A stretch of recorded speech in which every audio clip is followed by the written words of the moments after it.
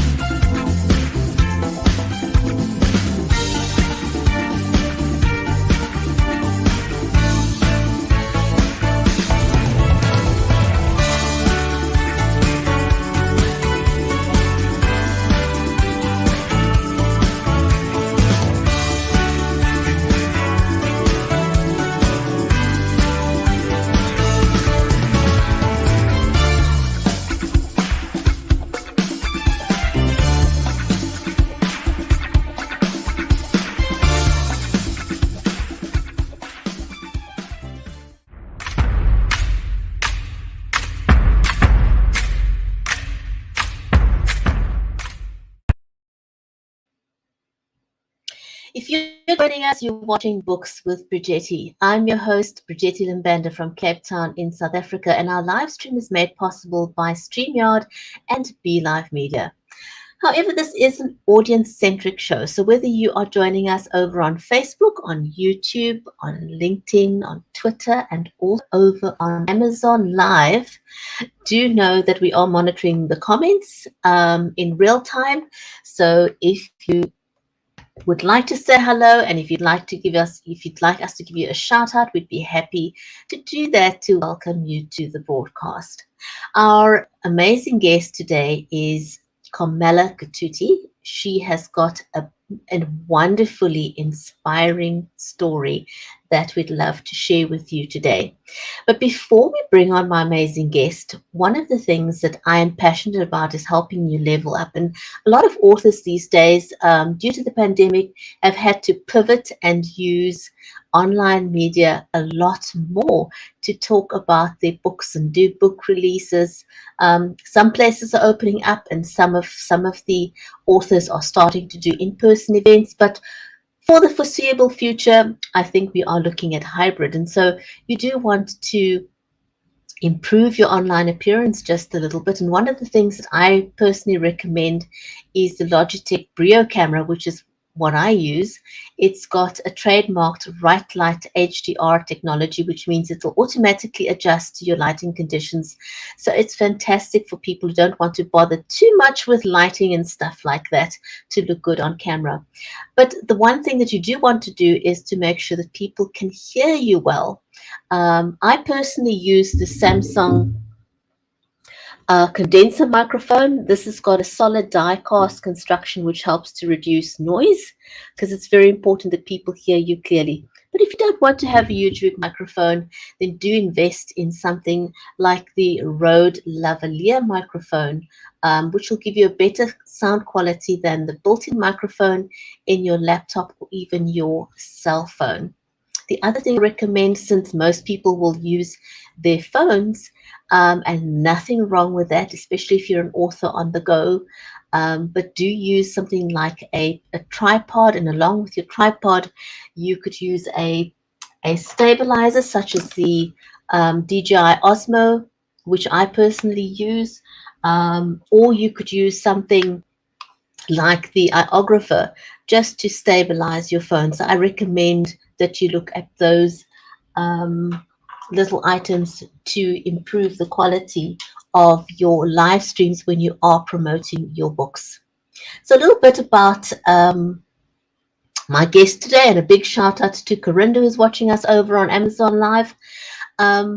Carmela Cattuti started her writing career as a writer for the Somerville News in Boston.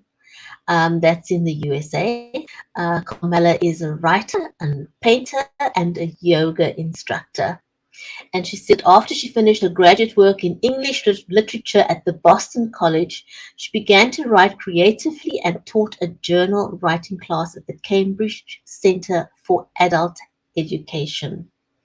But what we're going to talk to her about today is the story that she's penned down about her great aunt. So, who better to tell us about her books and the journey of her great aunt than Camilla herself? Let's welcome her to the show.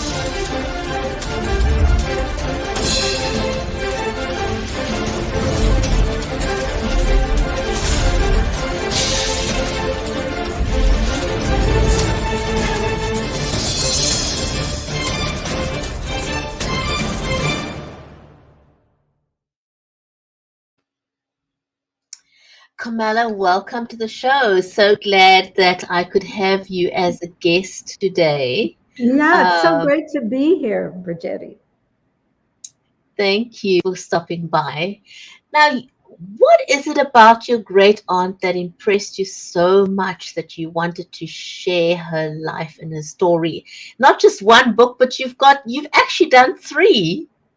hmm Well, she was such a huge character, and her background was very dramatic, and we lived with her in this huge Victorian home, and she was my nanny. So I knew everything about her. I knew her story because she would tell me her story. I was one of the people who would listen. When you have this kind of unusual experience, and I'll tell you about that, there's not a lot of people you can talk to about it who have experienced the same thing. So for some reason, she kind of targeted me because I was receptive. And she was my nanny because my father had passed away when I was 7, and we lived, in this huge home. And my mother rekindled her career, so she was there. And her story, she was Sicilian and she lived in Messina. And in 1908, in December, there was an earthquake and a tsunami. Most of her family was wiped out, and this is early morning. So people were like jumping out of windows and trying to flee the city, which didn't really work. Most of the population perished. I think maybe 50,000 people were left, and she was one of them, and her brother was one of them. So they roamed the streets until help came, which in 1908 was very slow. And there was a lot of political stuff going on. The North really didn't like the South, so help was slow to come. The Americans came first, so they had all of their boats, and she was rescued by them. But that was after maybe a week. So she survived on the streets with her brother, and packs of children roamed around. The elderly perished. The children, a lot of the kids survived. So she ended up in a convent in Palermo. I mean, she was an orphan, really. There's backstory in the book, and I'll read some passages. So she was sent to Palermo in an orphanage there, and her brother was sent to a similar place with priests. So they weren't together, and she was 10. So at this time, she was 10 years old. And she was raised by the Sisters of Charity at the Butera Palace. The Butera Palace was a huge structure in Palermo, and the prince and princess of Palermo resided there. And they gave the nuns a building for a convent for the orphans, and they also, sort of well-to-do people in the area sent their girls there to be educated. So her experience was she got an education. I mean, otherwise she might not have, had Messina been fine and there was no earthquake. So that earthquake just changed her life. I mean, her life was no more. So it was building from scratch. And she resided there. They educated her. They taught her how to sew, although I think she knew prior to that. Her grandmother taught her, but she really developed her sewing skills. So, the years went on and she just loved being there. The princess paid special attention to her for some reason, and I've researched that, and it's in the second book. She had her wedding reception at the palace, and just odd things happened. The princess loved her because of her sewing skills and creating linens and vestments for the priests and that sort of thing. So, and when she was 18, my guess is, and there's nothing in paper about this, and I've tried to, connect with the Butera Palace, which is now just for visitors, I didn't get feedback, but she, 18, they really wanted her to leave. There was really either you become a nun or you get married. And, she was going to become a nun. But then my great uncle, who was living in the US, and he was from Palermo, he immigrated when he was 12. He couldn't find a wife, and this is in New York. He's in New York. So his cousin, who lived in Palermo, wrote to him and said, well, come on over here and pick one. You can go to the convent and you pick one. A lot of good, beautiful women, and my aunt was quite beautiful. So what the Mother Superior did, and she was very sly. I mean, she was a businesswoman. She had survived the war, World War One. Well, actually, it hadn't happened yet, but she had survived a lot. And so she took my great aunt along with another girl into Palermo to shop. And my uncle just stayed on the side at a cafe and just looked at them, because he had contacted the Mother Superior and asked for a woman. So, he chose my aunt. And then the Mother Superior said to her, look, I don't know if you want to become a nun, but there's this guy who's interested in you. Of course, different language, And she said, we'd like you to meet him. So my great aunt said, well, okay, And, that right then and there, she was different. She could have just become a nun, but it wasn't her style. She really had been inspired to take chances because she had survived this huge earthquake. She had survived earth change. I mean, she'd gone through so much stuff. Yeah. And what is she going to do? Just become a nun? And that's it?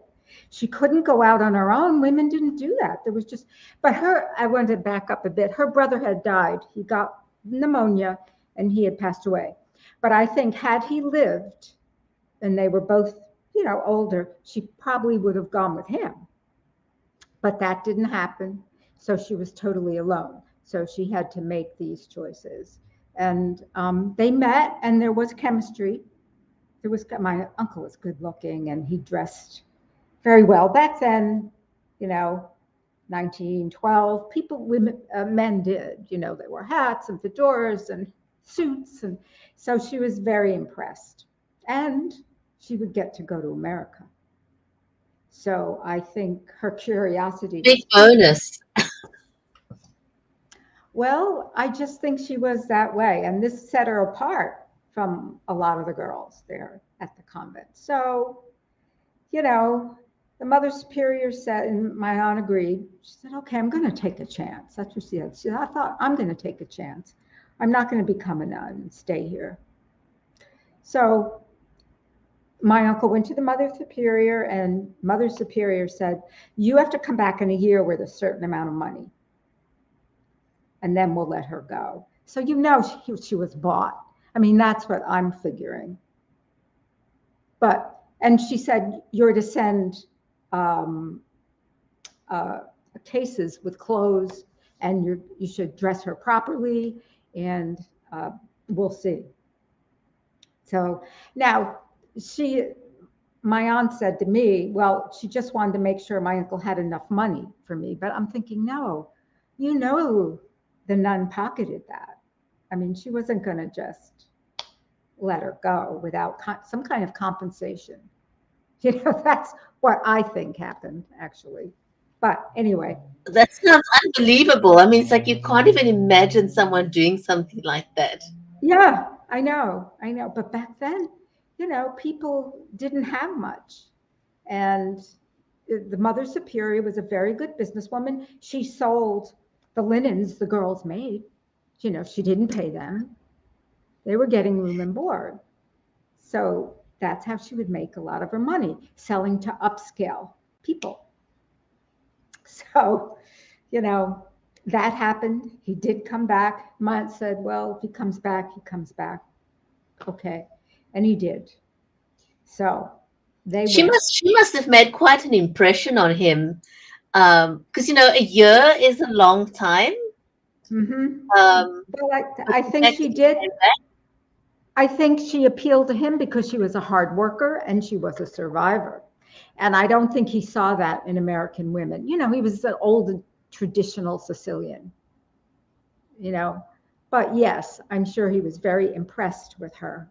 But I mean, he knew about her connection to the princess of Palermo. So maybe he thought he would benefit from that too. This is all about benefiting, you know. yeah, yeah. That's what it was. I mean, my aunt told me a different story, but that's what it was. That's the energy of it. So she came to America, and her life was not easy. I think overall she was disappointed. They landed in Manhattan, and his mother was living in a tenement with the whole family. You know, and my uncle, whose name was Franco. Well, Franco in the book had a 10-year-old sister. So my aunt took her under her wing because she felt like she wasn't getting an education in terms of fashion and clothing. So my aunt had that knack. And she took her under her wing because my aunt's mother-in-law, Franco's mother, was ill most of the time, had a lot of chronic diseases. So my aunt really loved her sister-in-law, and she took her under her wing. So my uncle, they moved out of Manhattan, and they bought this house. Well, they bought several. My uncle actually had several houses before he brought my aunt there, where he would house Italian immigrants, and they would pay him rent, and he would give them reasonable rent. And my uncle was a plumber, electrician, architect. He could do everything. So he maintained those properties. But the home he bought for himself and Angela was this big Queen Anne Victorian in a town called Peekskill. It was 45 minutes from Manhattan, so they were close. And they moved in there. It was a big house, 20 rooms. So my aunt loved it. I mean, it was just an amazing place. But, she ended up taking care of her mother-in-law when she was ill. She took care of the whole family, her brother-in-law. So I think my uncle saw that in her, that she would do that. And she went to work You're for a the hard nuns worker. at St. Hard worker, but they took advantage. That's really the bottom line of someone who was so capable and also had a whole different spirituality than the Catholic Church. So that's what I explore in these novels too. Her development of the connection with the unseen world, which was not Roman Catholic. And a lot of them she didn't like, but she became part of the Italian American community. And all of the women and the people really respected her because she was considered educated. She spoke both Italian and Sicilian and some French because the Wow. nuns were a French order, and she had to learn Italian because the nuns didn't want them to speak Sicilian. It was a no-no. It wasn't considered educated, but it was considered educated here in the US if you spoke both Sicilian, you spoke Italian, you spoke some French. So she had a culture about her. She was cultured, and she didn't have. Carmela, I'm listening to you and I'm listening to the story of your great aunt, and I'm thinking, this should be a movie. Yeah, this, well, that's what this would everybody make an says. amazing movie. It would. It really would. because she was an anomaly for her time in terms of entering the Italian American community. Most of that community remained insular in the early 20th century, but not her, because she developed her own dressmaking business. She worked at St. Mary's, which was an Episcopal convent in Peekskill. And my uncle also worked there, did handiwork and gardened and did everything. So she got a job right away, and she didn't speak English. But her work was so far superior to the other women there that they were kind of jealous and didn't treat her very well. So it was tough. And she said it took her about a year to learn English. About a year. That's not bad. Not bad. Not bad at all. Well, she was just very smart. Very smart, I mean, you consider the life that she had and the way she grew up, she had to. It was not by choice. It was just, so one can imagine that she was incredibly street smart and incredibly resilient. Yeah. And it sounds like she was quite a refined woman. For someone who was street smart, she was refined. She had taste. She did. She did. Wow. So she'd made most of my clothes when I was a kid. I mean, I didn't buy completely off. Oh, yeah. Yeah, I stood in front of that mirror so many hours in her little studio area. I mean, Well, she kind of equated me with her sister-in-law who had died at 28, heart issues. And so she was looking for someone. She didn't have children herself. She couldn't have children. So, I was kind of it. So she was doting on you. I mean, when she saw that, interest that you were showing in her story, that must have kind of warmed her heart a little bit, and and just made that connection with you that here's someone who's interested in my life and my story. That's right. And so after a while, she developed her own dressmaking business, sewing for the Italian American community. I think she kind of started there. She would do alterations for a dress shop in town, but she extended out of that. And that was her uniqueness. Wasn't just making clothes for, the local Italian American community. She started to sew for well-to-do women in the town. So very smart. That was a smart move. Smart. I mean, she connected to this nice dress shop with other people, but she was very social. So she would connect where other immigrants wouldn't, because she was elegant and she knew what worked and she knew what material to use. She made wedding dresses.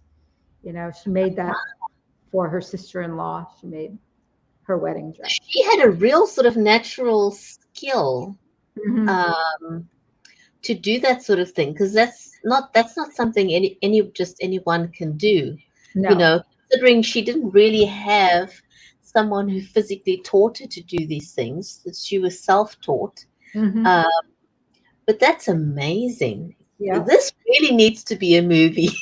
It would be well, it's a different immigration story. I mean, what do we get? The Godfather and I don't know, The Sopranos and just stuff that's, mundane, really. Now, this is someone who came out and integrated as far as she could while keeping her culture. And she had fabulous, interesting friends too within the community. And, one friend was kind of not a drunk, but she drank all the time, her wine, and she loved my aunt, and my aunt really loved her because she was so funny. And her character's in the book. So I left a lot of her friends in here too, That is just amazing. Can you read a little bit from the books for us, just to give us an idea? Yeah. Now I'm going to read from the first book, which is Between the Cracks. And by the way, this is the old cover. All the new covers are on the image that you had put up. I had them redesigned because I wanted them to be connected, Okay, so let's see, I'll do the preface here. And this is from Between the Cracks, One Woman's Journey from Sicily to America. So this is how it all started. And let me just put my glasses on here. Better. Across from Italy's mainland sat the city of Messina like an indomitable fortress.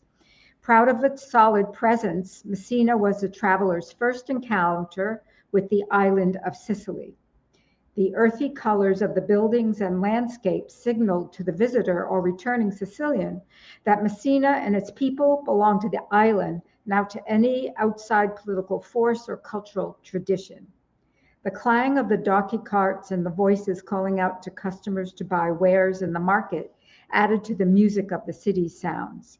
Visitors marveled out loud at the cathedrals and ancient artwork throughout the city, but the locals walked and spoke softly, especially near the narrow slits between the buildings. Visitors delighted in the snake-like movement of the streets.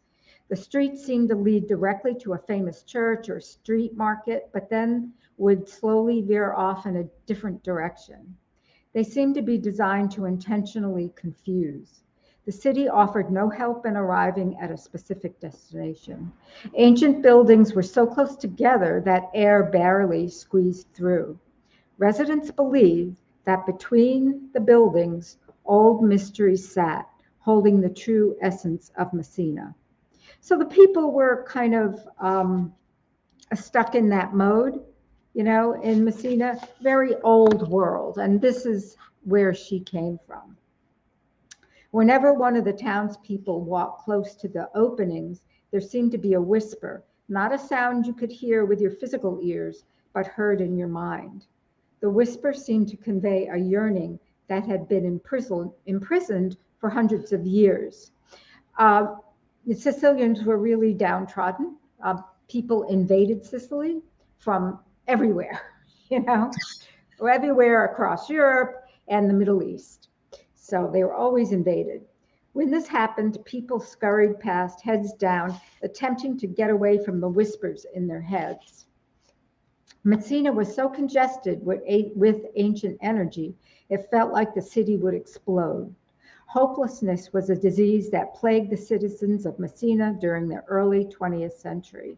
And, this was when there was a huge immigration because people were really extremely poor and were looking for work.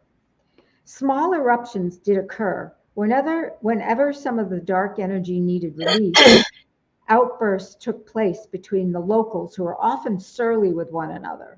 Their interactions were always based on scarcity and not just in terms of money. If a resident didn't show enough respect to a compatriot, there would be a confrontation. If someone had more stylish clothes than another, there would be jealousy for the lack of good quality clothes. If a citizen had more leisure time than the next person, there would be gossip about how the person with more time for pleasure was lazy and didn't deserve the extra time. Daydreaming was frowned upon. What was the point of daydreaming when it was just fantasy and would never come true? The city's poor were especially vulnerable to the local mafia and thieves, and this was very true. And I think my aunt was quite aware of that.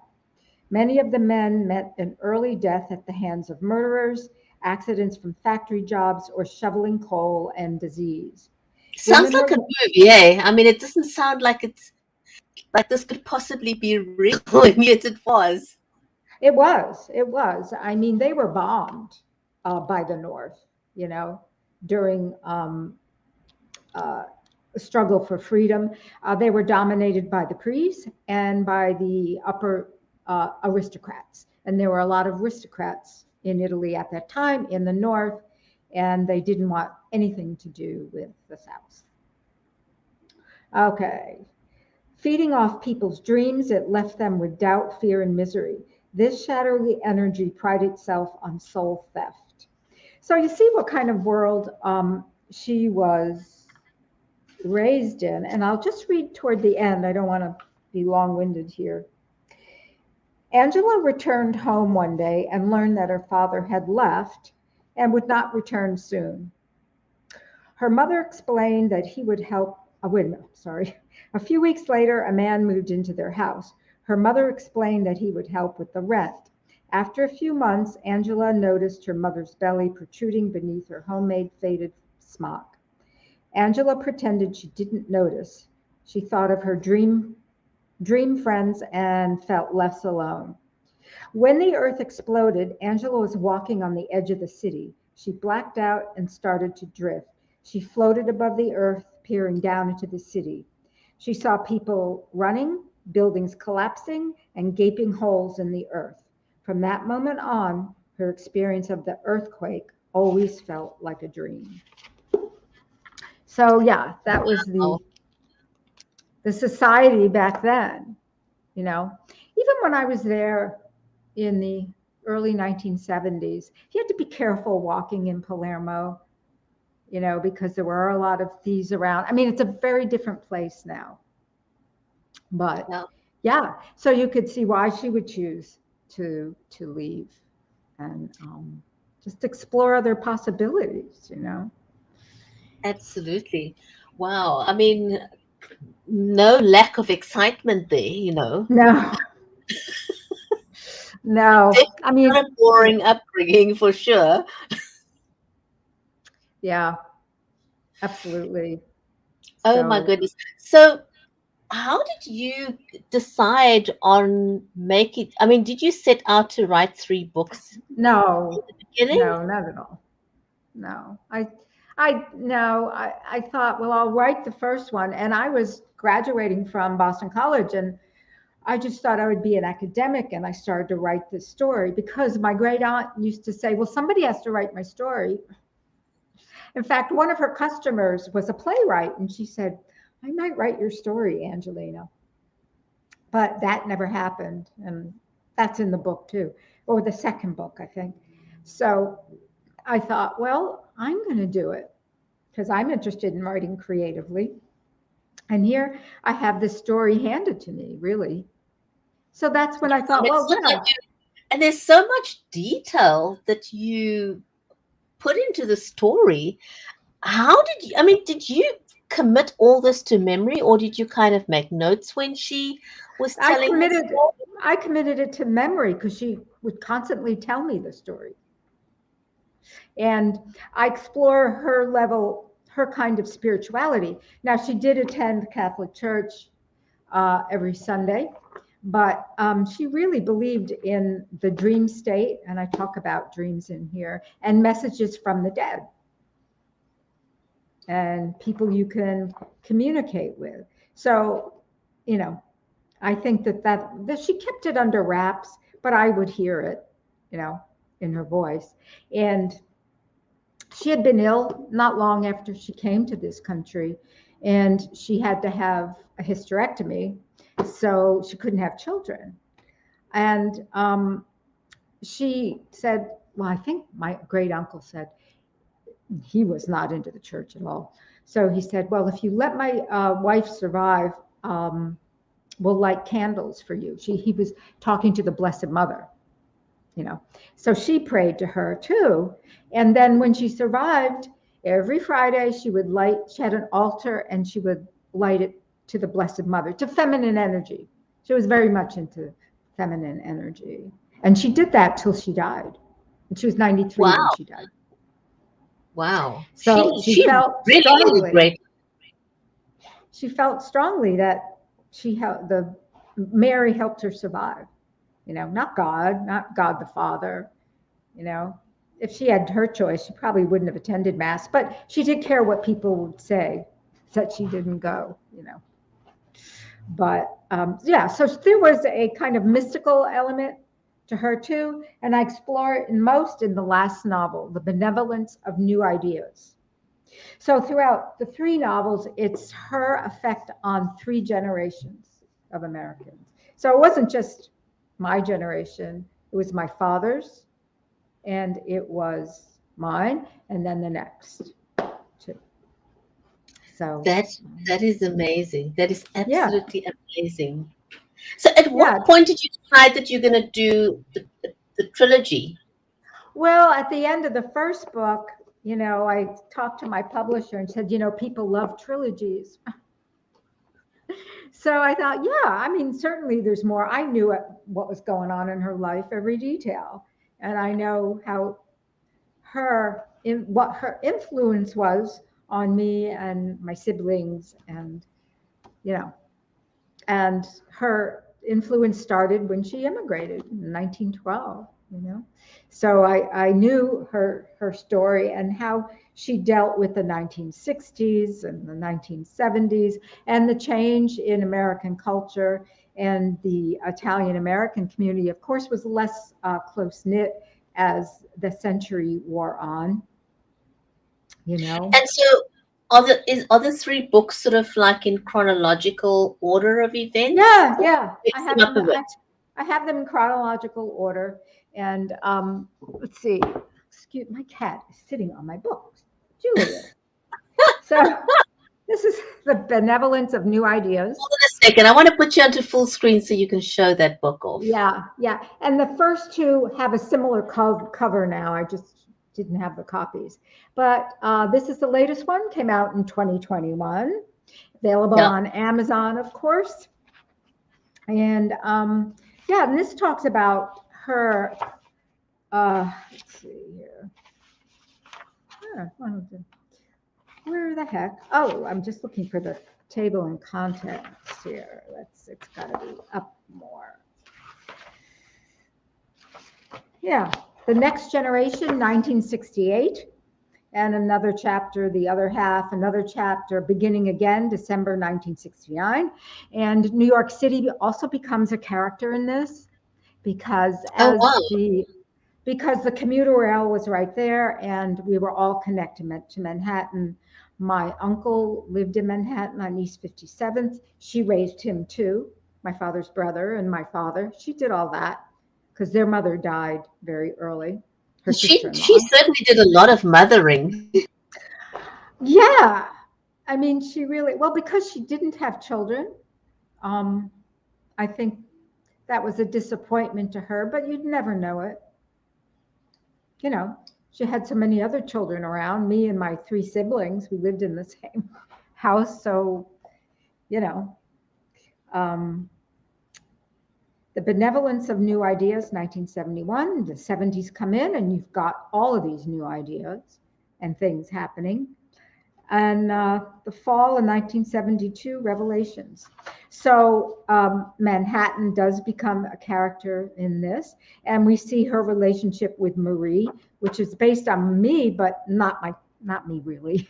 You know, it's a work of fiction, so we have to remember that. But how she influenced me, and you know, the next So generation. you're Maria, your character, or Yeah, your life is sort of around the character of Maria in the book. yeah, and how that happened and how she influenced Marie's version of spirituality and how she took it to the next level, you know.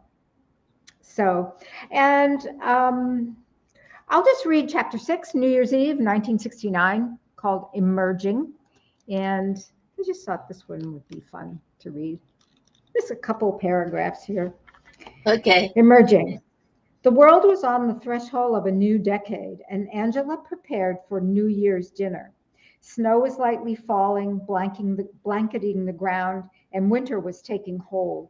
The Vietnam War still raged, but it affected her family less since Robert was home and Frank was in college. Two brothers, two guys who could have were affected by the Vietnam War. And the Vietnam War comes into play here, and Angela's view of that.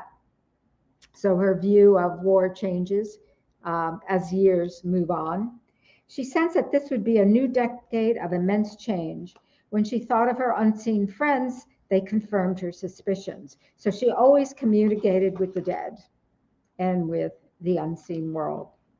She thought about the choices she had made over the years and how she had made them in partnership with her unseen friends. They were never far from her mind, and lately she felt there was less of a delineation between herself and these energies. Angela thought about the night ahead, celebrating the coming year and all that it would bring. Angela looked up at the lion statue on the mantle and smiled. You will be protecting my family, thought Angela, and I'm grateful. So symbolism comes in the third book as well, from different areas, and how she has images around the house now that are a little different. She was a wonderful decorator too, you know. And Did you inherit some of her decorating skills? I do.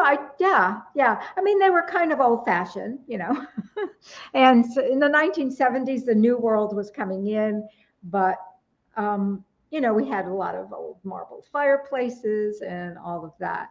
But for her time, she decorated well, and people were pretty impressed by that, especially her customers who would come in and she would fit clothing for them. You know, Nice. yeah. So she did keep up with the times. She really did. Um, she involved herself in our lives, and of course, she had set ideas about that. But overall, she changed, and I think she realized maybe she could have made different choices in terms of uh, being in the convent, but maybe not because of the time it was. She couldn't just go off on her own and live in the city like women But can I do mean, she today. led such a full and amazing life. Just listening to her story and the kind of person she was, I don't think the convent life would have suited her at all. No, I don't think it would have either. Um, you know, yeah, I think she was just ready to move on. And here was this opportunity, even though you don't know this person, you know, you either dive in or you just stay there and become an unsuccessful nun, you know, Oh you my know, goodness me. you know. And from this is the second novel, The Ascent, a novel based on true happenings. Oh, there's my glasses. So I thought I would just read a little bit from that, just to give everybody a taste of And one that has got minute the each. new cover, right? Can you just show us Yeah. the cover? Well, this isn't the new one. This is the Okay, old no, cover. that's The other yeah. one is the image that you put up on the screen. It's similar to this one, same designer, but it just really, I can tell the yeah, similar, yeah. yeah. I mean, they're very, very kind of modern, you know, rather than something like what I have on here, which is one of my paintings, which, I just Oh thought was the wow, is that one of passion. your paintings? Yeah, that's one of my paintings. Yep. Very Mhm. nice. So, okay, so just a little conversation with Sarah, one of her customers. So we get a sense of how Angela's thinking is changing. Interacted, yeah. The conversation with Sarah and other clients stirred Angela's long forgotten memories and feelings. This was where she balanced her American life with her European past. From the beginning, Angela was able to walk between those two worlds. Her relationship with her Italian friends was different from her clients. She also navigated between her spiritual life and the physical world. She instinctively knew how to traverse the terrain of all three and become more adept over the years. Now she adapted to each social landscape with acuity. She was very sharp. She was starting to develop her intuition here. Principessa Giulia, the princess in Palermo, had been unable to attend her wedding to Franco. This was another disappointment to Angela. She looked to the princess as a model of what life should be, so she got her elegance from there. A loving nature combined with culture and position. So she did believe in position, you know, kind of monarchist in a way, but different in Italy. It wasn't like the British monarchy. They were losing their power then, the prince and princess. Angela received a telegram from the Principessa apologizing for not being able to attend her wedding. To this day, Angela kept the telegram and would occasionally read it. She remembered sitting on the edge of her bed at the convent, reading the telegram that told her the princess was on important business in Rome with her husband. The princess's husband's last name was Lanza. Pietro di Trabia was his full title. Angela's maiden name was also Lanza. Lanza was a common Sicilian name, so no one ever mentioned the coincidence, not even her fellow students, not even the nuns. She had thought that she might mention the unusual circumstance to Mother Superior, but she sensed tension between the Mother Superior and the Principessa, so Angela kept silent. She noticed that when the two women passed each other, either on the grounds or in the hallways, they would nod to one another without smiling or speaking. So there's always kind of a gap there. You know, why did the princess pay so much attention to her? So, yeah.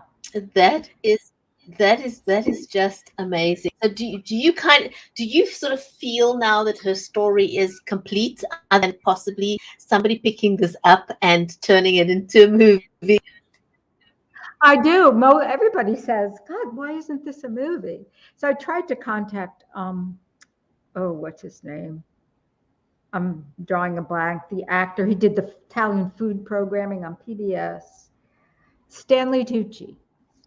Stanley Tucci. So, but I don't know. I didn't get into it. You have to pay for someone's email. I'm like, you know what? If it happens, it happens. Someone's going to pick it up and see that potential and run Do with it. you know an author, Sergio Troncoso? What is the name? Sergio Troncoso. No, no. He also wrote a very different immigrant story. And I'm trying to think of the name of his book now. And I also said to him, because it also just struck me as a, unusual story. Mm-hmm. And I said to him the same thing, because when you read something this unusual, you kind of feel this has to become a movie, but it's about connecting with just the right person who That's could right. make it happen, That's right. you know. So let's It's just you. put it out there in the universe. If you're watching this, either Ah, today or a time in the future, and you agree with us that this should be a movie, and you know the right person, let's make the connection. yeah.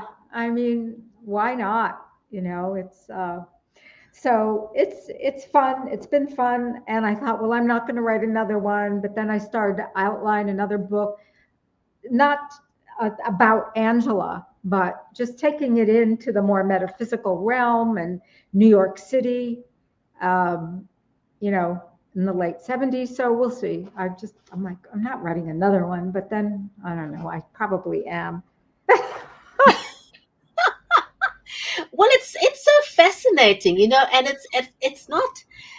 it's not things that you have to conjure up, they real life experiences, things that Yeah, are factual. So, I don't think it's too hard to sort of allow your imagination to run wild just a little bit with all the stuff that you've got in your head.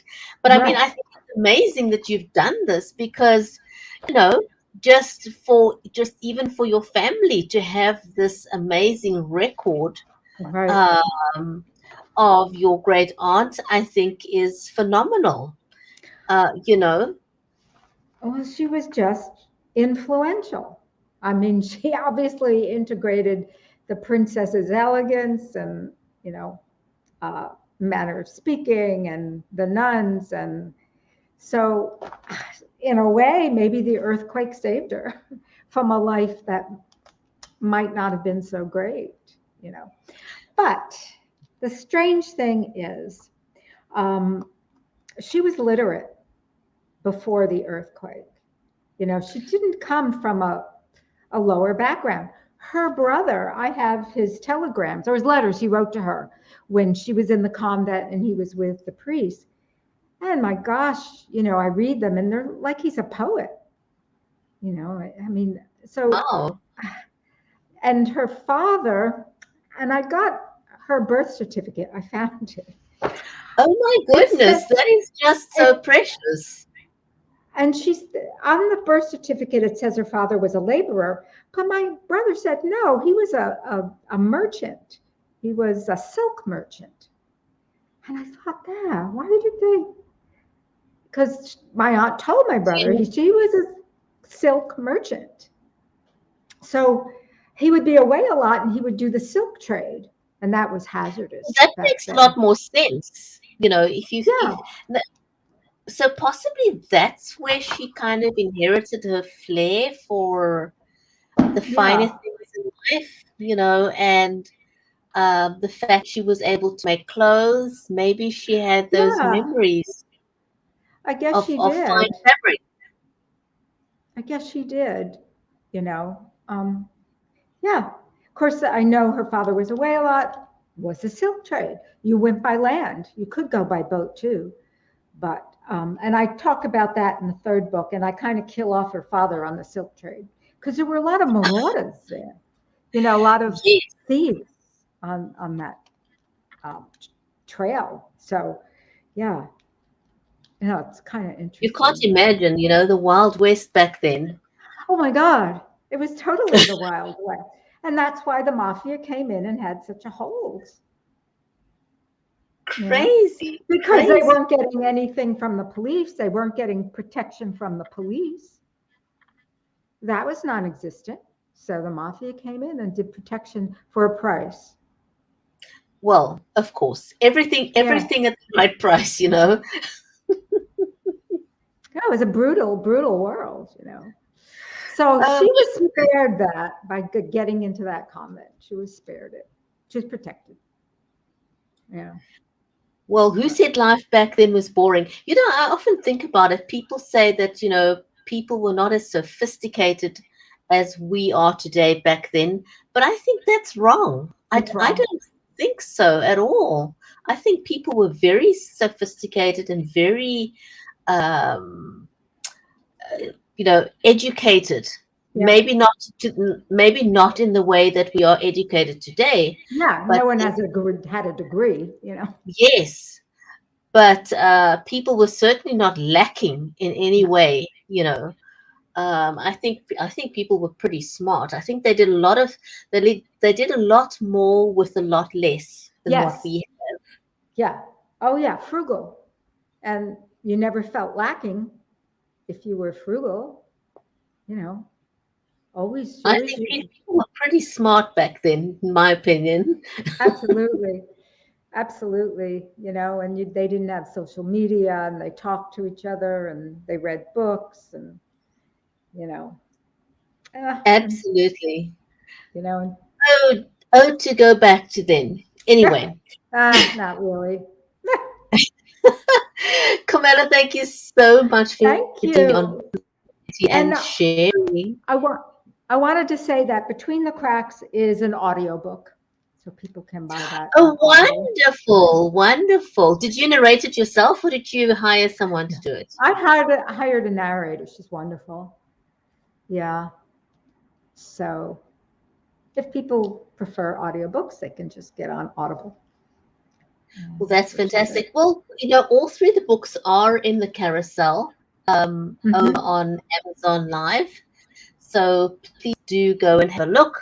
They are available there. They were featured in the live stream. Um, and all three books are they people I think when I had a look on Amazon you can actually buy them together bundled, isn't it? Yes, yes. I think my Yeah, publisher did that. Yep. yes, which I thought was absolutely amazing that you can actually just buy them in one bundle. So do go and check Yeah. that out over on Amazon. Thank you so much for sharing the Thank story, and I'm you. going to cross my fingers and my toes and everything else and hope that at some point it's going to get picked up by a filmmaker. Well, And thank I you for will. having me, Bridgetti. It's a big, big pleasure. Thank you for being a guest on the show.